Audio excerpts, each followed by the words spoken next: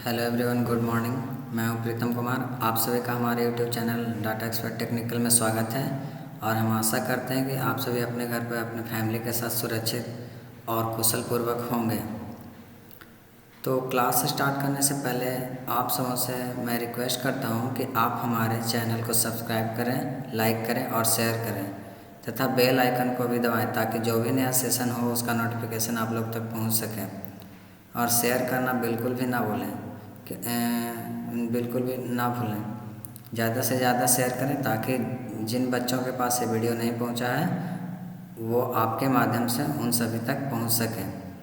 तो बच्चों, कल मैंने एक्सेल में इंसर्ट टैब का कुछ पार्ट्स छोड़ दिया था, तो उस पार्ट को आज हम पूरा करेंगे। तो चलें बिना समय गंवाए हुए हम अपने पढ़ाई को शुरू करते हैं। तो हम सबसे पहले एक्सेल स्टार्ट कर लेते हैं, उसके बाद ही काम करेंगे। तो हम यहाँ से एक्सेल स्टार्ट करें तो पहले ही मैंने टैब खोल रखा है, यहाँ पे हम चलें। तो और मैंने डाटा भी बना करके रखा है ताकि उसमें कोई दिक्कत ना हो। तो हम कल पढ़ चुके थे चार्ट्स ग्रुप तक, आज हमारा स्पार्कलाइन ग्रुप से।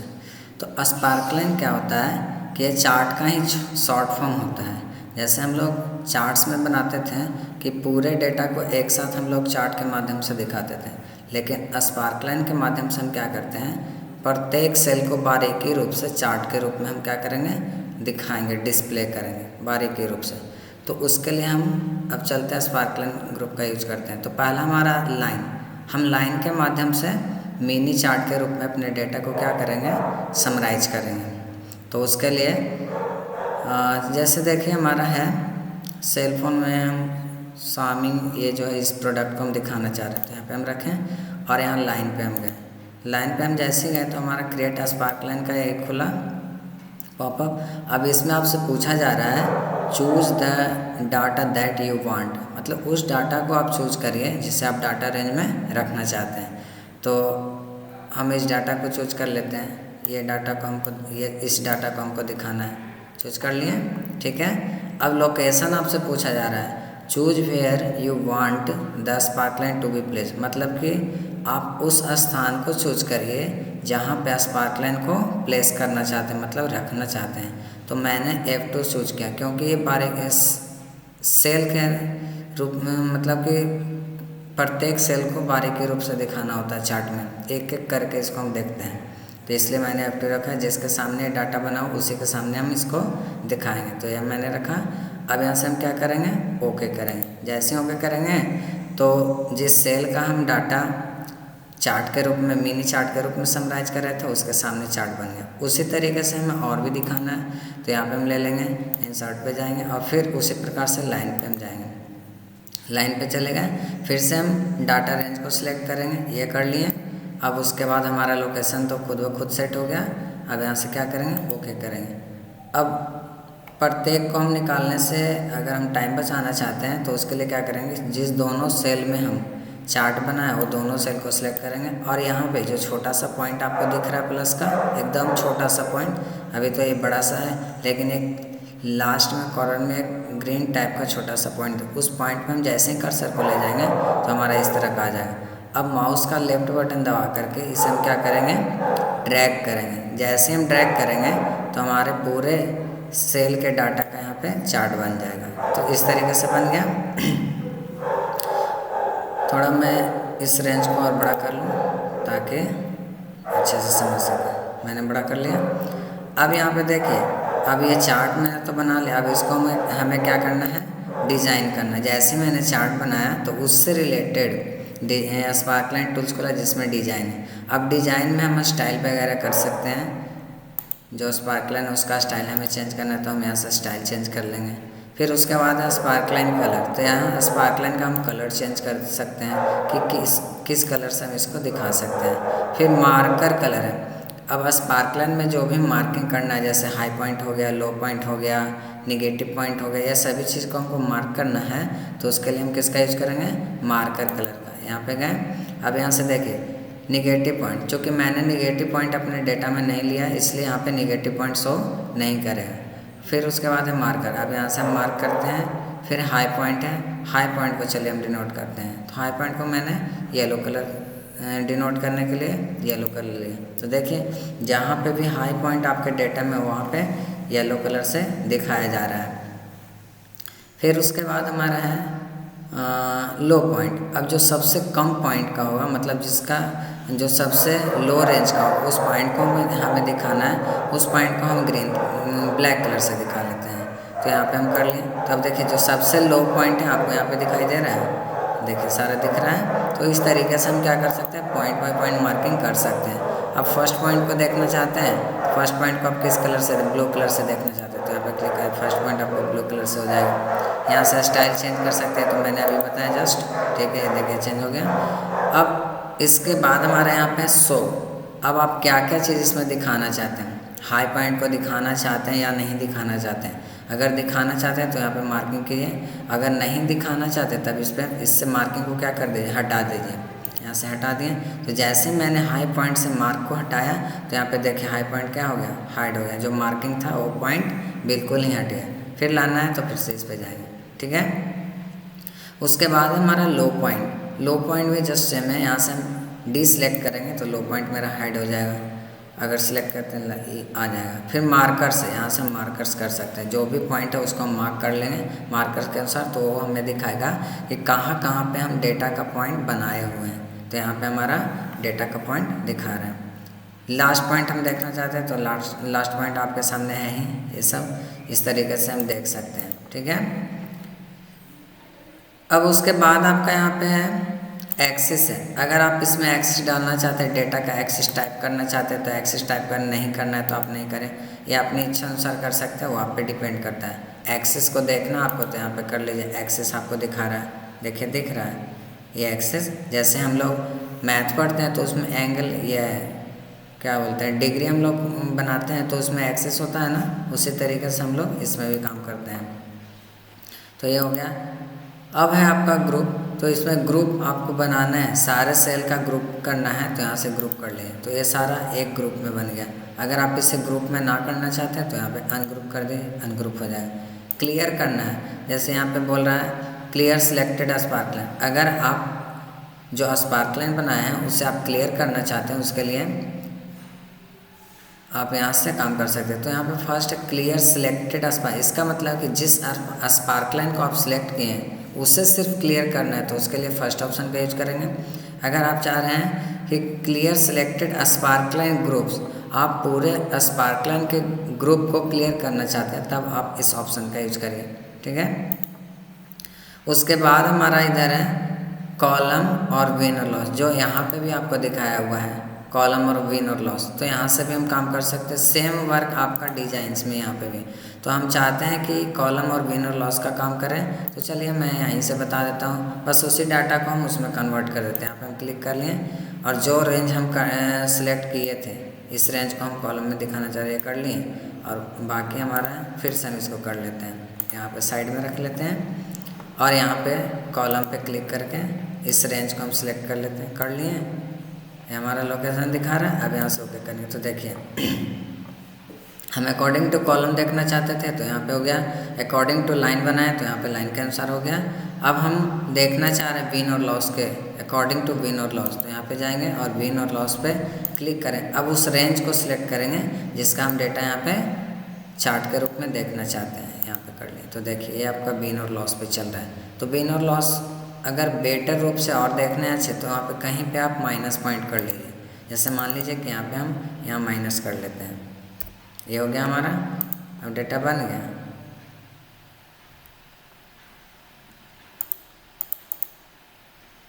यहाँ पे ये हम कर लें, चलिए हो गया। देखिए माइनस में जैसे मैंने किया यहाँ पे डेटा रेंज घट गया। अब यहाँ पे हम आपको दिखाते हैं विन और लॉस ज़्यादा बेटर रूप से काम करेगा। तो उसके लिए हम इस रेंज को सिलेक्ट, इस सेल को सिलेक्ट किए ताकि हम इसी सेल में इस डेटा रेंज का चार्ट, मिनी चार्ट यहाँ पे क्या कर सकें, दिखा सकें। तो हम यहाँ पे कर लिए। अब चलते हैं इंसर्ट टैब में और विन और लॉस पे क्लिक करते हैं। यहाँ पे मैंने क्लिक किया। अब उस रेंज को हम सिलेक्ट करेंगे जिसको हमको दिखाना है चार्ट के रूप में। मैंने रेंज भी सिलेक्ट कर लिया।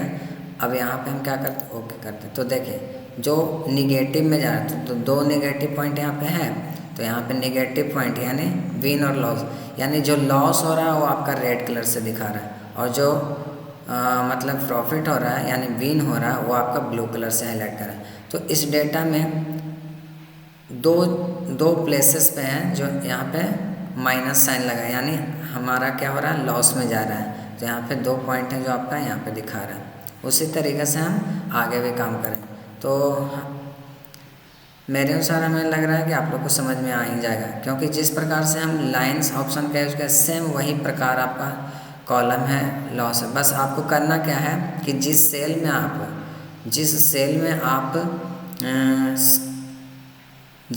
में आप डेटा का, दिए गए डेटा का या दिए गए रेंज का आप डेटा को मिनी चार्ट के रूप में दिखाना चाहते हैं, तो उसके लिए स्पार्कलाइन का यूज करिए, कॉलम्स का। तो आप कॉलम्स के अनुसार दिखाना चाहते हैं तो कॉलम पे क्लिक करें, बस पहले सेल को, जिस सेल में आपको दिखाना उस सेल पे क्लिक करिए, फिर क्या करिए, कॉलम पे क्लिक करिए। उसके बाद जिस रो का, जिस रेंज का आपको डेटा दिखाना उस रेंज को सिलेक्ट करिए। तो मैंने इस रेंज को सिलेक्ट कर लिया, यहाँ से कर लिया। अब उसके बाद आपको लोकेशन दिखा रहा है, तो लोकेशन हम G4 में दिखाना चाहते थे, तो यहाँ पे लोकेशन ऑटोमेटिक आ गया। अब यहाँ से क्या करेंगे, ओके करेंगे। तो देखिए इस तरीके से हम देख सकते हैं। बाकी सारा सेम प्रोसेस है, जैसे मैंने लाइन का यूज किया उसी तरीके से हम यहाँ से कॉलम में स्टाइल चेंज करेंगे, ये हो जाएगा हमारा। मार्किंग पॉइंट में हम ला सकते हैं, किस तरीके से हमको लाना है ये सब हम कर सकते हैं। उसके बाद हाई पॉइंट पर दिखाना है तो यहाँ पे भी हम कर सकते हैं, देखिए हो रहा है। तो इस तरीके से हम करेंगे और सेम वही प्रोसेस विन और लॉस में भी जाएंगे। तो यहाँ पे देखिए हो रहा है। तो आपका ये होता है स्पार्कलाइन ग्रुप, क्या होता है यहाँ पे समाप्त होता है।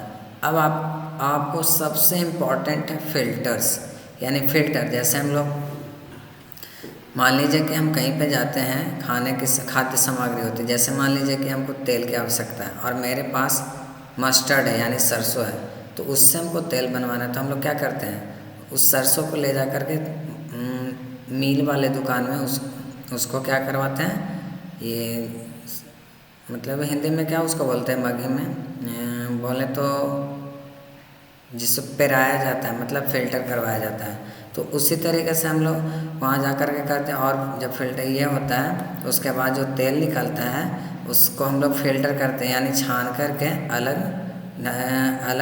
डिब्बे में रखते हैं, और जो उसका जो पार्टिकल अपशिष्ट पदार्थ होता है वो क्या होता है, एक साइड हो जाता है। तो उसी तरीके से हम ये जो डेटा हम बनाए उसको हम फिल्टर करके भी by product, by company, by quantity, by rate पर पीसेस, बाय टोटल अमाउंट के अनुसार भी देख सकते हैं।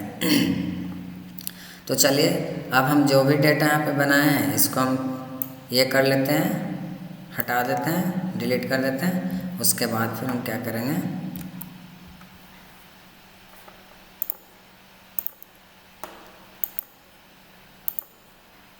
यहाँ से क्लियर कर लेते हैं। मैंने बताया क्लियर कैसे करना है, डिलीट नहीं होता, तो यहाँ से आप क्लियर कर सकते हैं। क्लियर हो गया।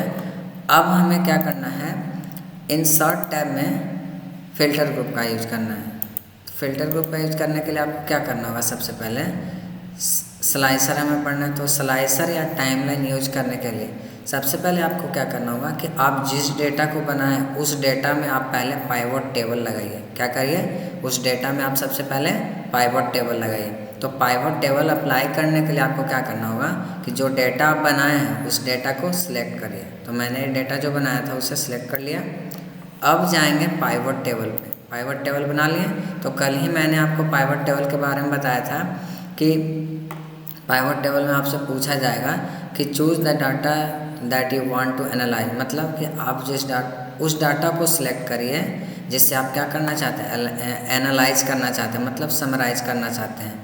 तो यहाँ पे आपको सिलेक्शन करने के लिए बोला, तो जिस रेंज को सिलेक्शन करना था मैंने यहाँ से सिलेक्ट कर लिया। अब उसके बाद मैंने ये भी बताया था कि आप उसको जो पाइवट टेबल का रिपोर्ट होगा आप उसको किस सीट के साथ, कहाँ पे, न्यू सीट के साथ करना चाहते हैं, नए सीट के साथ, या फिर जिस सीट पे आप वर्क कर रहे हैं उसी सीट पे आपको दिखाना है। तो आपकी इच्छा अनुसार यहाँ पे डिपेंड करता है। तो मेरे लिए बेटर होगा कि हम नए सीट में ही वर्क करें ताकि अच्छे से एकदम आसानी पूर्वक फ़िल्टर करके इसको हम समझ सकें। तो यहाँ पे हम कर लिए। अब यहाँ से क्या करेंगे, ओके करें। जैसे ही हम ओके किए तो पाइवट टेबल का यहाँ पे फील्ड आ गया, लेकिन ब्लैंक है। अब इस फील्ड को हम क्या करेंगे, पाइवट टेबल फील्ड ऑप्शन से यहाँ से फिल कर लेंगे। अब यहाँ से मैंने फिल किया। जैसे हम फिल किए तो हमारे यहाँ पे डेटा आ गया। ठीक है, अब हमें यूज करना क्या है, हमने डेटा में तो ये कर लिया, पाइवट टेबल लगा ले। अब स्लाइसर का हम प्रयोग कर सकते हैं। तो स्लाइसर का प्रयोग करने के लिए अब जो पाइवट टेबल का डेटा हमारा बन करके रेडी हुआ है, उस डेटा को हम सिलेक्ट करेंगे। यहाँ से हम उस डेटा को सिलेक्ट कर लिए। अब क्लिक करेंगे स्लाइसर पे। तो यहाँ पे देखिए आपके सामने इंसर्ट स्लाइसर का ऑप्शन आएगा। यहाँ पे है, जैसे हमारा था सेल फोन, उसके बाद था ये क्वांटिटी था, उसके बाद आपका था रेट पर पीसेस था, उसके बाद था टोटल अमाउंट। तो अब इसमें से हम अपने प्रोडक्ट को किसके अनुसार देखना चाहते हैं, यहाँ पे सारा चीज़ है दिया हुआ ऑप्शन। तो मान लीजिए कि हम इसे देखना चाहते हैं अकॉर्डिंग टू क्वांटिटी, मतलब क्वांटिटी के अनुसार। तो इस पर हम क्लिक करें और क्या करेंगे, ओके करें। तो जैसे ही ओके करेंगे तो क्वांटिटी के अनुसार यहाँ पे दिखा रहा है। तो आप क्वांटिटी आपसे पूछा जा रहा है कि आप कौन से क्वांटिटी वाले प्रोडक्ट को देखना चाहते हैं, कितने नंबर क्वांटिटी वाले। तो जैसे मान लीजिए कि 10 क्वांटिटी जिसमें था, जिस प्रोडक्ट को हम 10 क्वांटिटी वाला प्रोडक्ट हम देखना चाहते हैं, तो यहाँ पे क्लिक करेंगे। तो आपका देखिए फ़िल्टर करके दिखा रहा है ना कि आप कौन सा प्रोडक्ट 10 पीस खरीदे थे, मतलब उसके मतलब कितना था, संख्या कितना था, 10। तो हम 10 के अनुसार देख रहे हैं। तो मैंने क्या क्या खरीदा, सेल फोन में ओप्पो। यहाँ पे देखिए आप पहले जो डाटा बनाया था वहाँ से देख सकते हैं।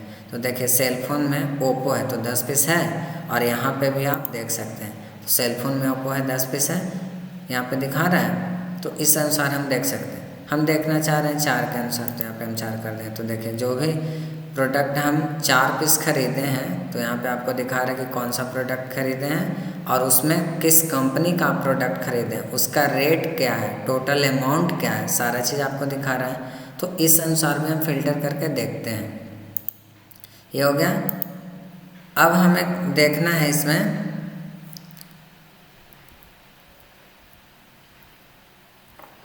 अब इसमें हम ये देख लिए स्लाइसर में, और भी हम किस अनुसार देख रहे थे, क्वांटिटी के अनुसार हम देख रहे थे। अब हम चाह रहे हैं कि नहीं भाई हम कंपनी के अनुसार देखें, अकॉर्डिंग टू कंपनी हम देखना चाहते हैं। तो उसके लिए हम क्या करेंगे, स्लाइसर पे फिर से क्लिक करेंगे। बस आपको पाइवट टेबल का जो डाटा बना है उसे सिलेक्ट किए हुए रहना चाहिए। यहाँ पे कर लिए। अब कंपनी के अनुसार हमें देखना है, तो भाई कंपनी वाले ऑप्शन पे हम क्लिक करेंगे और यहाँ से क्या करेंगे, ओके।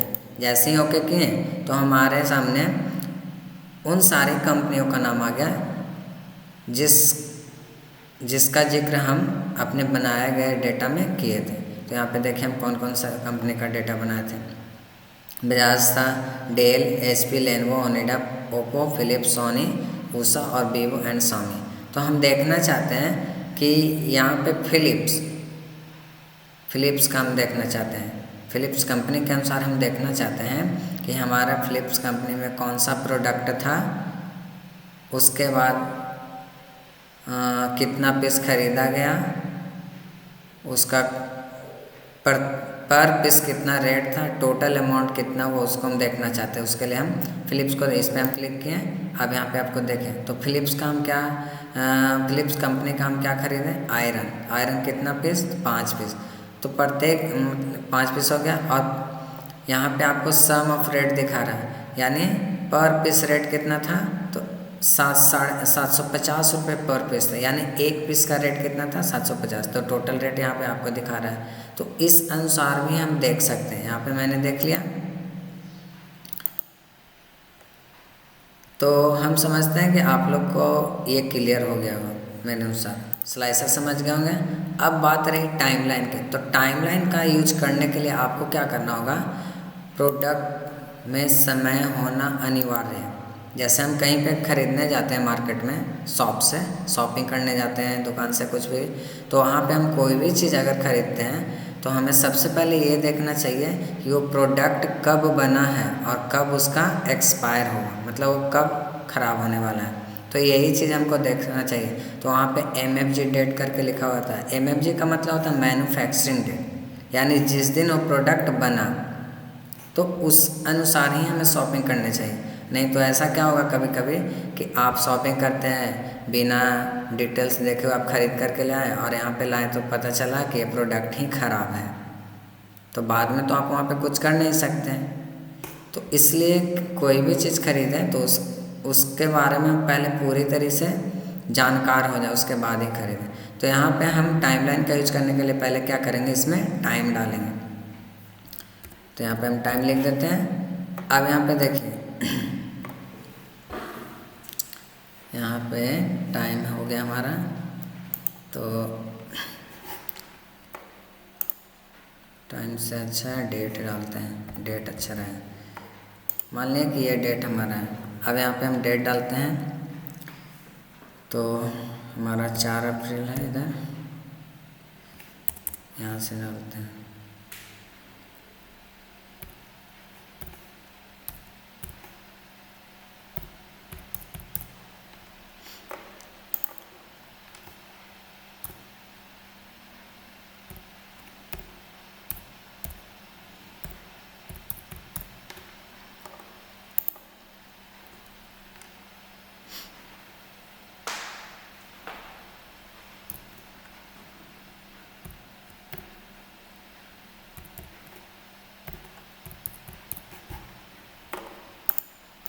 इसी तरीके से हम यहाँ पे डेट इंक्लूड करेंगे ताकि हमें समझने में परेशानी ना हो।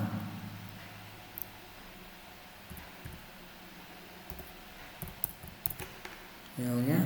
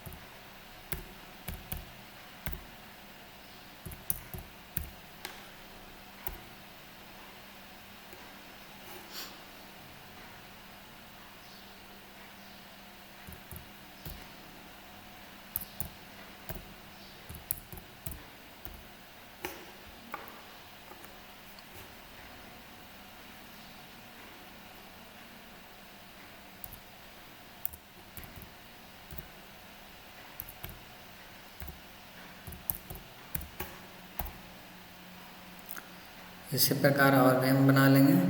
तो अभी हम इतना ही दिखाते हैं, अगर आपको बनाना हो तो उस तरीके से मैं आपको समझा रहा हूँ, बस आपको समझ में आना चाहिए ताकि फिर से आप काम कर सकें। तो अब हमें क्या करना होगा कि हम जितने डेट तक हम यहाँ पे डेट डाल दिए, अब उस डेट वाले रेंज को हम क्या करेंगे, सिलेक्ट करें। और सिलेक्ट करने के बाद हमें क्या करना है, इसमें भी पाइवट टेबल लगाना अनिवार्य है। अगर ऐसे हम करके देखते हैं तो होती नहीं हो रही, यहाँ पे बोल रहा है connection in this workbook no connection found. तो उसके लिए हमें क्या करना होगा कि पहले हमें डेट वाला एक डाटा तैयार करना होगा, और उसके बाद जो डेट वाला हम डाटा तैयार किए उसे सिलेक्ट करके पाइवट टेबल अप्लाई करना होगा। यहाँ पे हम अप्लाई कर लिए और उसको फिर से नया सेट के साथ ही ओपन करेंगे, यहाँ कर लिए। अब इस फील्ड को हम क्या कर देते हैं, फुल कर देते हैं, यानी फिल कर देते हैं, कर लिए। अब इस डेटा को जो हम पाइवट टेबल अप्लाई किए, अब इस डेटा को हम क्या करेंगे, सेलेक्ट करेंगे। देखिए इसमें है ना आपका, ये आपका प्रोडक्ट है, साथ में कौन से कंपनी का प्रोडक्ट है, कब तैयार किया गया, कितना क्वांटिटी है, कितना रेट है एक पीस का, उसका बाद उसका टोटल अमाउंट कितना है, सारी चीज़ आपको यहाँ पे मेंशन किया हुआ है। अब इस डेटा को आप सिलेक्ट करिए और यहाँ इंसर्ट टैब पे जाइए और यहाँ से क्या करिए, टाइमलाइन पे क्लिक करिए। तो जैसे ही टाइमलाइन पे क्लिक करें तो यहाँ पे डेट दिखा रहा है। अब अकॉर्डिंग टू डेट आप क्या कर सकते हैं, अपने डेटा को फिल्टर कर सकते हैं, एनालाइज कर सकते हैं। तो अब हम क्या करेंगे, इस डेट वाले ऑप्शन पे क्लिक करेंगे और उसके बाद क्या करेंगे, ओके करेंगे। तो जैसे ही ओके किए तो हम जिस डेट में ख़रीदे हैं, जिस ईयर में ख़रीदे वो हमारा सारा यहाँ पे दिखा रहा है। अब हम देखना चाहते हैं कि 2020 में हम कौन से डेट में हम कौन सा प्रोडक्ट ख़रीदे हैं, उसका रेट क्या है, कितना पीस खरीदे हैं, वो सारा हमें देखना है। तो हम यहाँ पे चेक करेंगे। तो चलते हैं 2020 में हम पहले जनवरी से चेक करते हैं। कि जनवरी में हम डाटा खरीदे, ये प्रोडक्ट खरीदे हैं कि नहीं। तो यहाँ पे हम क्लिक किए तो देखिए जनवरी में है हमारा सेलफोन खरीदा गया। किस कंपनी का खरीदा गया है? ओप्पो का। किस डेट को खरीदा गया? तो 8 जनवरी को खरीदा गया। टोटल क्वांटिटी कितना? तो 10 पीस खरीदा गया और प्रत्येक पीस का रेट कितना है? तो 4500 रुपया है। तो टोटल अमाउंट आपको यहाँ पे दिखा रहा है। फिर उसके बाद हम एक और प्रोडक्ट खरीदे थे, सेलफोन है, जो किस कंपनी का था? Xiaomi का। तो यहाँ पे आपको दिखा रहा है। तो इस अनुसार में हम क्या करते हैं? फ़िल्टर करके देख सकते हैं, डेट के अनुसार भी फ़िल्टर। तो अभी तो मैंने यहाँ पे देख लिया जनवरी। अब हम देखना चाहते हैं 2020 का हम देख लें। अब हम देखना चाहते हैं कि 2019 में हम बीते वर्ष में हम मतलब 2019 में हम कौन सा प्रोडक्ट खरीदे थे, उसे हमें देखना है। तो बस इसको क्या करेंगे? स्क्रॉल करेंगे इधर से, हॉरिजॉन्टल स्क्रॉल, और उसके बाद अब देखेंगे तो 2019 में चलिए हम देखते हैं सितंबर मंथ में। तो सितंबर मंथ पे क्लिक किए तो यहाँ पे कोई भी डाटा नहीं है। इसका मतलब है कि हम सितंबर मंथ में कोई भी प्रोडक्ट नहीं खरीदे। अक्टूबर में देखते हैं तो अक्टूबर में भी वही दिखा रहा है, मतलब कि हमने ना सितंबर मंथ में शॉपिंग किया और ना ही अक्टूबर में। अब नवंबर पे चलते हैं तो यहाँ पे देखिए, तो जैसे मैंने नवंबर पे क्लिक किया तो यहाँ पे दिखा रहा है कि नवंबर में आप कौन सा प्रोडक्ट खरीदे थे, किस कंपनी का प्रोडक्ट खरीदे थे। तो यहाँ पे हम फ़ैन खरीदे थे और वो भी कौन से कंपनी का था? तूफ़ान का। और किस डेट को खरीदे थे वो भी आपको दिखा रहा है, कितने तारीख को, कितना पीस, प्रत्येक पीस का रेट कितना था, टोटल अमाउंट कितना था। तो इस तरीके से हम लोग क्या करते हैं, स्लाइसर और टाइमलाइन के ज़रिए फ़िल्टर करके बारीकी रूप से एक एक करके हम क्या करते हैं, सारे डेटा की जानकारी लेते हैं ताकि हमें समझने में असुविधा ना हो। तो आपका होता है यहाँ पे फिल्टर्स ग्रुप द एंड। अब आपके सामने है लिंक्स ग्रुप। अब लिंक्स ग्रुप में हम बताते हैं, लिंक्स में आपको क्या करना है, हाइपर लिंक के बारे में जानना है। तो हाइपर लिंक हम आपको वर्ड में भी बताए थे, फिर से यहाँ पे बता देते हैं कि अगर आपको मतलब कि वर्कबुक में या फिर आपके डेटा में कहीं पे लिंक ऐड करना है तो आप यहाँ पे ऐड कर सकते हैं। तो उसके लिए हम यहाँ पे चले। अब जैसे मान लीजिए कि हम यहाँ पे लिंक लगाना चाह रहे हैं, ये जो हमारा है Xiaomi नाम का कंपनी का जो प्रोडक्ट है, सेलफोन है, इस कंपनी में हम लिंक लगाना चाह रहे हैं। तो यहाँ पे हम क्लिक कर देंगे और उसके बाद क्या करेंगे, हाइपर लिंक पे क्लिक करें। यहाँ पे क्लिक किए। अब इसमें आप कौन सा लिंक ऐड करना चाहते हैं, तो आपसे अगर लिंक बोला जाए तो ठीक है, आपसे कुछ ना कुछ तो अगर इस तरीके का क्वेश्चन एराइज किया जाएगा तो वहाँ पे ऑप्शन तो दिया ही जाएगा कि आपको किस तरीके का लिंक ऐड करना है, कौन सा लिंक ऐड करना है। तो जो भी आपको लिंक दिया हुआ रहेगा आप उस लिंक को इस एड्रेस बार में क्या करिए, टाइप करिए। तो यहाँ पे हम टाइप करें, जैसे हम Xiaomi.com कर लेते हैं, यहाँ कर लें। अब उसके बाद यहाँ से ओके कर दें। जैसे हम ओके करेंगे तो यहाँ पे देखिए जो Xiaomi लिखा हुआ था यहाँ पे ब्लू हो गया, इसका मतलब कि लिंक तैयार हो गया है। अब आपसे बोला गया कि आप इससे लिंक हटाइए, हाइपर लिंक को आप क्या करिए, हटाइए। तो हटाने के लिए आपको करना कुछ नहीं, एकदम इजी वे है। बस आप जहाँ पे लिंक अप्लाई किए थे उस सेल को आप सेलेक्ट कर लीजिए और फिर से हाइपर लिंक पे ही क्लिक करिए और यहाँ से आपको एक ऑप्शन दिखेगा रिमूव हाइपर लिंक। तो रिमूव का मतलब होता है हटाना। तो इस रिमूव लिंक पे क्या करेंगे, क्लिक कर देंगे। जैसे हम क्लिक किए तो उसमें जो लिंक हम लगाए थे वो लिंक क्या हो गया, हट गया। तो आपका लिंक ग्रुप क्लियर हुआ। अब नेक्स्ट ऑप्शन आपका है टेक्स्ट ग्रुप। तो टेक्स्ट ग्रुप में आपको पढ़ना है text box, header footer, word art, signature line, object. तो अब हम क्या करते हैं, यहाँ पे टेक्स्ट बॉक्स, अगर हमें कोई बोला कि भाई हमें एक टेक्स्ट बॉक्स इंसर्ट करके दिखाओ, उसमें कुछ टाइप करके दिखाओ, तो हमको एकदम सिंपल है, कुछ नहीं करना है, बस टेक्स्ट बॉक्स पे क्लिक करना है और यहाँ से ड्रैग कर लेना। अब ड्रैग कर लें, अब इसमें हम कोई भी चीज़ एंट्री कर सकते हैं, यहाँ पे लिखा जाएगा, ठीक है। अब टेक्स्ट बॉक्स डिलीट करना है तो बस इसको सिलेक्शन करें और कीबोर्ड से डिलीट बटन प्रेस कर दीजिए, आपका ये टेक्स्ट बॉक्स डिलीट हो गया। उसके बाद है हेडर फुटर। तो यहाँ पे भी आप हेडर फुटर लगा सकते हैं। यहाँ पे हम हेडर फुटर तो अप्लाई कर लेंगे। देखिए आपको हेडर फुटर दिख रहा है ना, यही होता है आपका हेडर। आप यहाँ हेडर पे कुछ टाइप कर सकते हैं इस तरीके से। फुटर भी आपका दिखाई दे रहा है, देखिए फुटर आपको इस तरीके से नीचे में दिखाई, जैसे हमने MS वर्ड में हेडर और फुटर के बारे में जाना, उसी प्रकार से इसमें भी होता है। बस आपको देखने आना चाहिए कि हम कैसे देख रहे हैं, काम करने आना चाहिए। ये हो गया। अब नेक्स्ट हमारा है वर्ड आर्ट है। अब इसमें हम वर्ड आर्ट लगाना चाह रहे हैं। जैसे मान लीजिए कि यही जो हमारा डेटा है इसको हम वर्ड आर्ट में स्टाइल में कन्वर्ट करना चाहते हैं, तो सिलेक्शन कर लेंगे। यहाँ से तो नहीं हो रहा तो हम वर्ड आर्ट लेकर के ही चलते हैं। यहाँ पे हम क्लिक करते हैं और ये वाला ले लें, तो देखिए यहाँ पे आ गया ना। अब आप इस तरीके से बना सकते हैं। जैसे मान लीजिए कि हम एक ये जो हम डेटा बना रहे हैं इसको हम एक बिल के रूप में तैयार करना चाह रहे हैं, तो पहले हम एक नया इंसर्ट रो इंसर्ट कर लेते हैं। ये हो गया। अब यहाँ पे हम ले लेते हैं क्या, वर्ड आर्ट ले लेते हैं। ये ले लिए और इससे यहाँ पे हम रखते हैं, इसका साइज थोड़ा छोटा कर लेंगे। ये हो गया। और इससे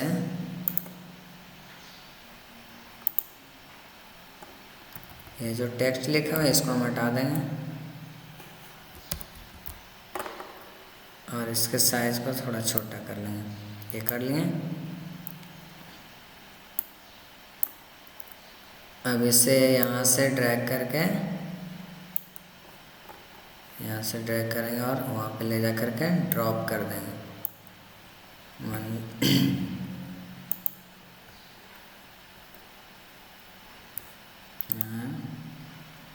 ड्रैग किए और यहाँ ले जा करके ड्रॉप। मान लें कि नहीं हो रहा है तो साइड में हम रखते हैं, यहाँ पे हम कर लेते हैं। अब जो भी चीज़ हमें टाइप करना है तो इस स्टाइल में हम क्या कर सकते हैं, टाइप कर सकते हैं। तो यहाँ पे देखिए टाइप हो रहा है, तो हम वर्ड आर्ट के अनुसार भी टाइप कर लिए।